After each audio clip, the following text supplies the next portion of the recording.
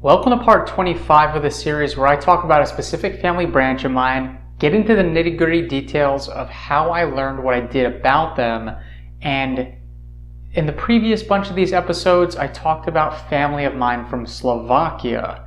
Now most recently I talked about an artifact that's hanging on my wall from a Rabbi Moses Sonnenschein. And so today I'm going to be talking about my Sonnenschein family, at least what I know about them, and there are still a lot of questions that are up in the air, but through DNA and a whole bunch of other things, I have unlocked a whole treasure trove of discoveries, and hopefully will continue to do so as I try to delve deeper into these Slovakian records. Now, the death certificate of my third great-grandmother, Julia Trossler, mentions that her mother's name was Lottie Sonnenschein.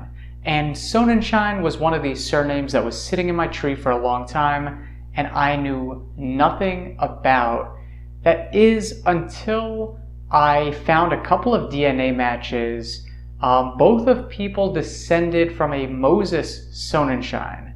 And there were these two brothers, Solomon Hirsch and Sigmund, who had both moved to Missouri. Solomon Hirsch became a very famous Reform rabbi, and there's a ton of literature of his online, lots and lots of books and speeches and things like that he gave.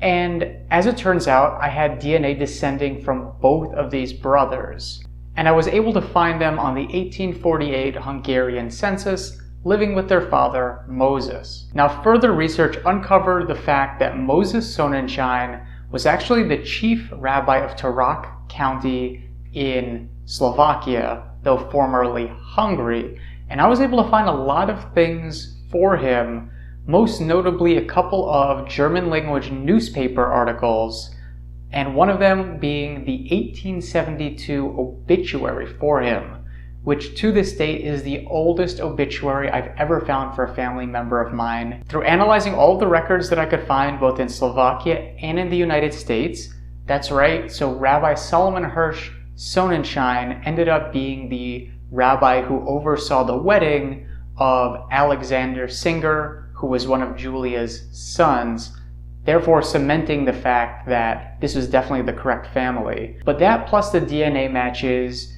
made me feel fairly certain that Moses was Lottie's father.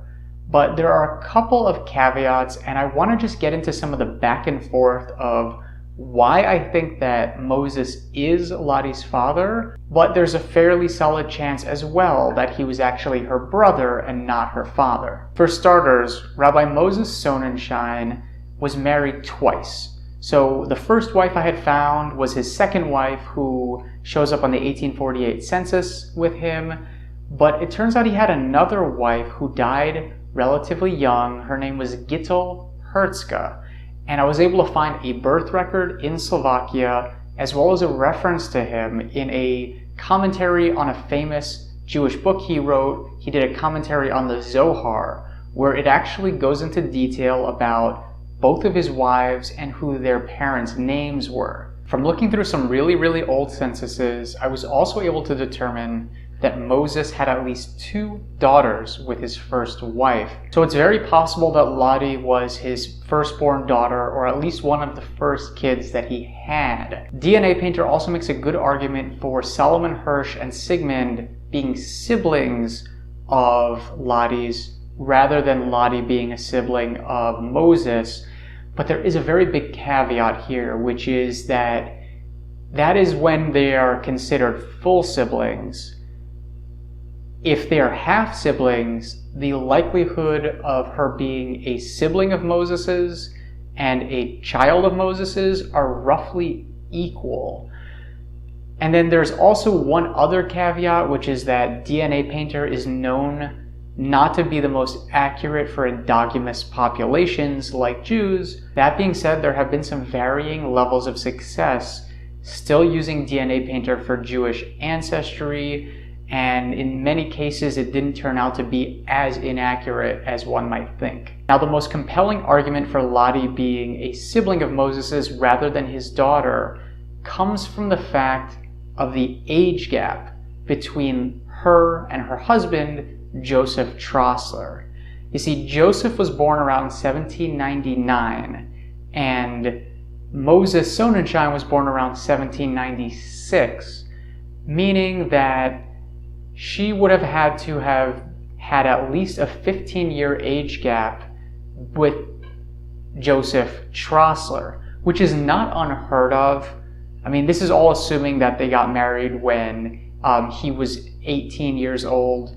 It's quite possible, too, that he got married well before the age of 18, which could reduce the number of years in the gap. But nevertheless, there's still a pretty noticeable gap in their ages, which makes me think that there is a possibility, a solid possibility, that she was a brother of Moses's rather than his daughter. Now, there are a million things which could change this calculation. For instance, Moses could have been like 14 years old when Lottie was born, and then there wouldn't be as big of an age gap between her and Joseph, or there could just be some other piece of the puzzle missing. But for now, what seems to be pretty clear is that Moses Sonnenschein was at least either my 5th great-grandfather or my 6th great-uncle.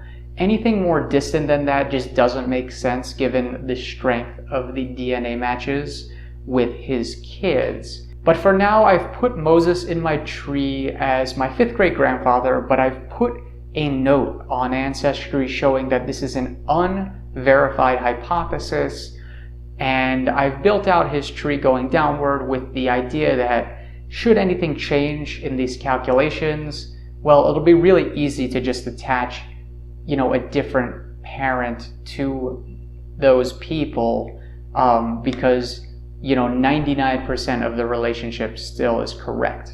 So anyways, that's how I learned about my Sonnenschein family. There's still a lot to be uncovered, but I feel pretty confident given, the use of DNA going all the way back to someone born in 1799 is just absolutely incredible. And it goes to show you that, if you collect enough data points when doing genealogy, eventually they can all come together and formulate a good solid understanding for who your family was, where they lived, and the relationships that they may have had with one another. If you like this episode, make sure to give it a thumbs up and subscribe to the channel if you haven't already.